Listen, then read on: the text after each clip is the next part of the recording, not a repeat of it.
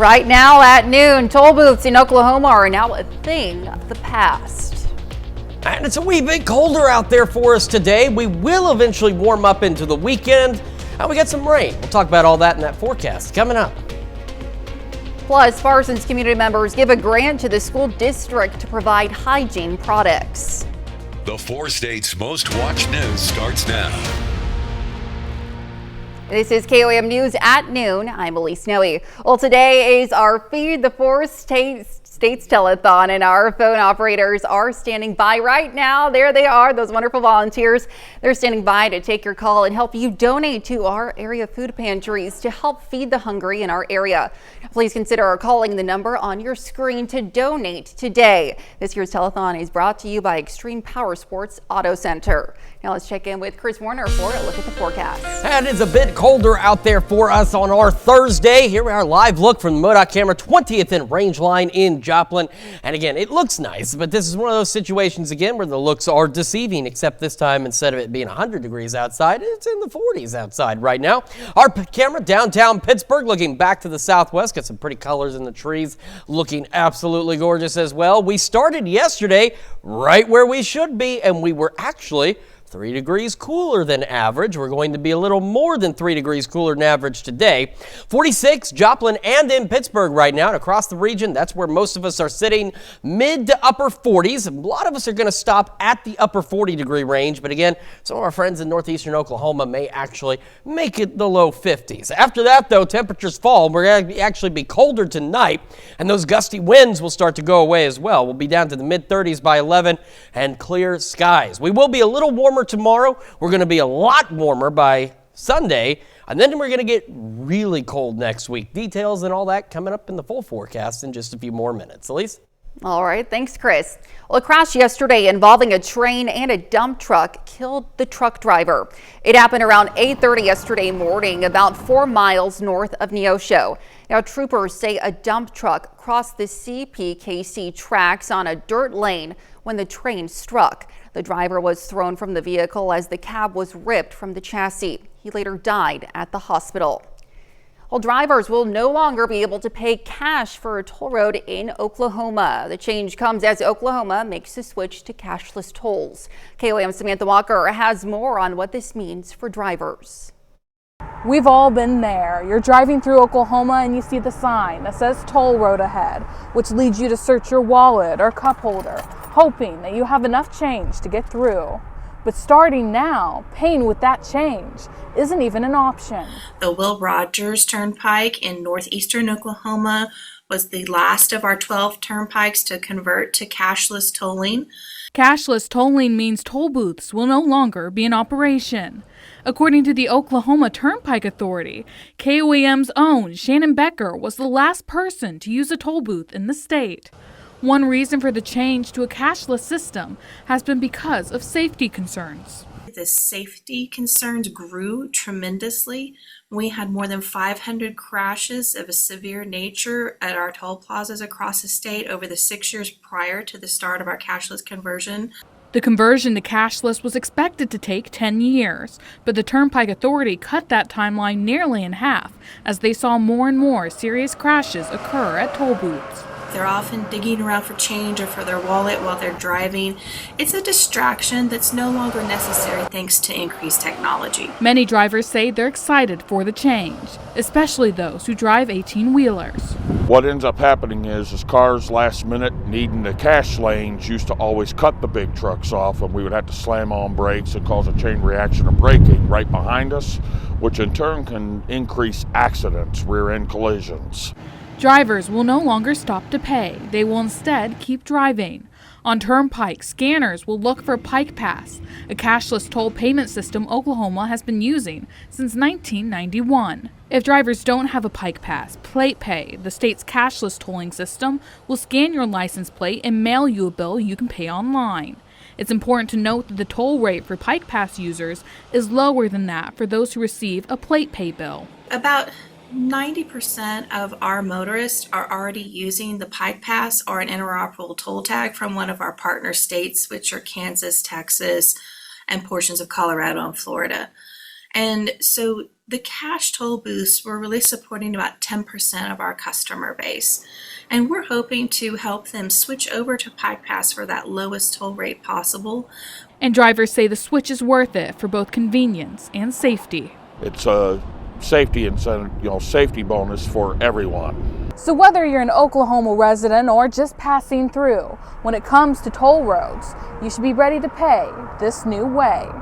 Reporting in Oklahoma, Samantha Walker, KOAM News. The Oklahoma Turnpike Authority asked drivers to watch for workers at tolling locations as they begin the process of deconstructing the toll booths. Well, sporting bets in Missouri appeared to be a much tighter race than originally thought. At last check, the difference in votes was just over 2,000. That's a difference of 0.06%. If results were to be certified, a recount could be requested. The Missouri Gaming Commission says they are prepared for either outcome. Certainly, all of the vote counting and other things because of the slim margin, we have plenty of time to get our work done. If it truly comes to pass that it doesn't pass, then we'll just be on hold like we've been in the past. Votes will not be certified for a few weeks. Well, Freeman hosts a special signing day for graduate nurses. 16 graduate nurses from 4 area nursing programs were recognized last night for completing 2 years of schooling as they work to achieve their goal of becoming licensed nurses with Freeman Health System. The graduate nurses will eventually take their national exams and then become registered nurses. But for some of them, their nursing path led to more than a job. Along with their medical journey, 2 of the GNs fell in love and got married. Now they can work together at Freeman Hospital. We started out as classmates just competing for the highest grade and always trying to get better than the other person on quizzes and tests. And I always beat him. Almost. And then, after that, we just started studying together and slowly but surely fell in love. The 16 signees represent Crowder College, Fort Scott Community College, Southwest Baptist University, and Carthage Technical Center. Well, Parsons School District is addressing the need for access to feminine hygiene products in their schools. Care Cupboard received a grant of $1,000, which they will use to buy feminine hygiene products to donate to Parsons schools. The grant will also pay for Tylenol and heat packs for cramps. The school nurse says she receives requests for these items from students weekly. There are things that you can't necessarily schedule with your body. So we provide those items so we can keep kids in school, keep them comfortable. According to a study from UBI Kotex, 2 in 5 young women struggle with access to period products like pads and tampons. Well, coming up, McDonald County High School students give back to their community, and later we're making melting sweet potatoes in the Mr. Food Test Kitchen.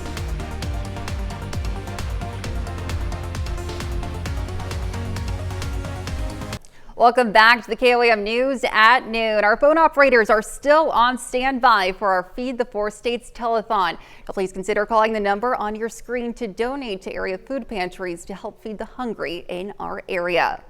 Well, the holidays are a time for gathering with your loved ones, but you don't always have the same opinions as your family. And following a tumultuous election season, tensions at the dinner table can reach new levels. Mental health experts say when you combine politics and family, it can lead to increased levels of stress and anxiety. I think as we navigate challenging relationships, conversations, ideas, we want to make sure that we're more focused on listening and not just listening to respond or listening to tell them why we're right, but are we listening to understand? If you begin feeling stressed or upset, Hefner recommends trying to step away from the conversation and practicing breathing exercises. You can learn more on how to handle these difficult conversations tonight at 6 on KOAM News. McDonald County High School seniors are preparing to host a community Thanksgiving dinner this weekend. The event took a 3-year break due to COVID. This year, seniors will come together to give back, not for credit or compensation, but out of a sense of community. Personally, I really like it because I love seeing the group of us kids work together to be able to put on this dinner for everyone. And I think it is just amazing that we are able to do this for people in need, because sometimes holidays can be hard, it can be stressful. That event will take place this Saturday from 5 p.m. to 8 p.m. at McDonald County High School and is open to the community. Well, still to come on KOAM News at noon, Mr. Food. There's a new food craze that I think you should know about. Trust me, you'll want to give it a try once I show you what it is.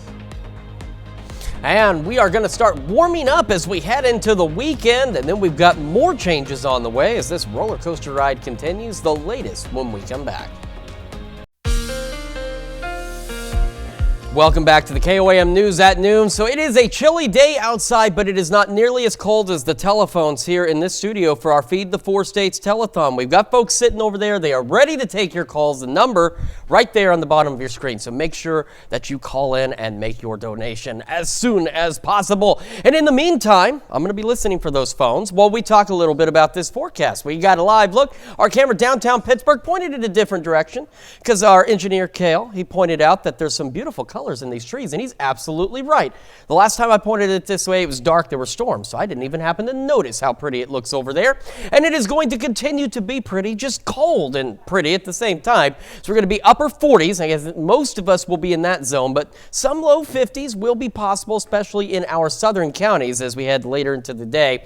And then we head into the evening. Now, the northwest wind's still gusting out there, but they will ease up as we go late evening and overnight. And we'll have northwest winds, that'll say about 5 to 10 miles an hour. We head into our Friday, though, because it's a little chillier today. It's going to be even colder tomorrow morning. We're going to start most of us into the upper 20s out there. As we head through Friday, we're still dry. We'll have a few clouds here and there, so mostly clear to partly cloudy skies. And we're going to be just a bit warmer. So tomorrow is going to be kind of a flip of today, where most of us are in the upper 40s, only a few low 50s. It's going to be the other way around, where some of our northern counties may be in the upper 40s, but the majority of us should make it into the low 50s. Now we go overnight Saturday. Winds will shift out of the north. There's a high pressure system off to our west, and as it tracks to the east, it'll bring up those southerly winds. It will still start cold on Saturday, but we'll start to warm up. Take a look by noon on Saturday, upper 50s, maybe even a couple of 60-degree readings out there. And we're looking at highs upper 50s and into the low 60s by Saturday, which also means, of course, a slightly warmer overnight from Saturday night into Sunday, with lows falling back into the 50s. Quick look at those temperatures. Blue skies out there. I love when that disappears. Well, it's 46 in Joplin, and it feels like 40 with a northwest breeze at 13. Across the region, we're on track for those highs today. We've got low, mid, upper 40s, and again, we have 50 in the water right now. It's the warm spot out there, so some 50-degree readings are possible. We should top out for most of us upper 40s. Northwest winds gusting to 25. Northwest winds 5 to 10, but they'll be easing up on us. Upper 20s tonight. And again, tomorrow we should see a few more low 50s. Northwest breeze still 5 to 10 miles an hour. It won't shift out of the south until we get into Saturday. And that's when we start to warm up. Low 60s. Take a look at Sunday. Almost 70 degrees. We're going to have a 22-degree warm up between now and Sunday. But then rain moves in. This is what we're watching. Rain comes in. Temperatures begin to drop off again, and then we're watching this system as we head into Thanksgiving. Now, it's been showing up for a while. The question is how cold it's going to be and when it's going to be cold. So this rain, if it continues overnight from Wednesday into Thursday, could turn into some light snow as we fall back into the 20s, and then we could have a bit of a wintry mix as we're hanging out in the 30s in the first half of our Thursday with some rain and snow. So at this point, we're not anticipating a significant winter weather event, but this could definitely lead to slick spots, and it's just inconvenient timing that it'll be around Thanksgiving. So if you're heading out Thanksgiving again, just make sure you slow down. Watch where you're going, and be prepared to maybe leave a little early. Watch out for those slick spots. Of course, if anything changes, which it could, we will let you know. Absolutely. All right. Thanks, Chris. Well, stick around. We're making melting sweet potatoes in the Mr. Food Test Kitchen. And don't forget, our Feed the Four States Telethon is still going on. Our phone operators are on standby. We received some amazing donations so far, including from Susie Natalini out of Columbus. So be sure to pick up the phone and call and donate today. We'll be right back. Howard is sharing his recipe for melting sweet potatoes in the Mr. Food Test Kitchen. Every few months, there seems to be a new food craze. One that's trending right now is called melting potatoes. Basically, it's potatoes that are cut into thick slices that are either sautéed or oven roasted at high temperatures. Then they're finished with some kind of broth or liquid, which makes them melt in your mouth. We start by cutting a few peeled sweet potatoes into 1/2-inch slices. Then we toss them with some melted butter that we mix with a bit of salt and cinnamon. These go onto a baking sheet and into a 450-degree oven until both sides start to get crispy. Once they are, we drizzle them with apple cider and back into the oven they go. This sort of poaches them. You can also do this with white baking potatoes and swap out the apple juice for chicken broth if you'd like. To take these over the top, we glaze them with some maple syrup that we added some chopped pecans to. Talk about irresistible. Crispy on the outside and melty delicious on the inside. The recipe for our melting sweet potatoes is on our website now, just in time for Thanksgiving. I'm Howard in the Mr. Food Test Kitchen, where today we found a trendy melt in your mouth way for you to say, ooh, it's so good. You can find this recipe on our website, KOAMnewsnow.com. Now here's a look at the 4-state market prices. All right, so again, chilly today, upper 40s, breezy, winds easing up, warming up into the weekend near 70 by Sunday.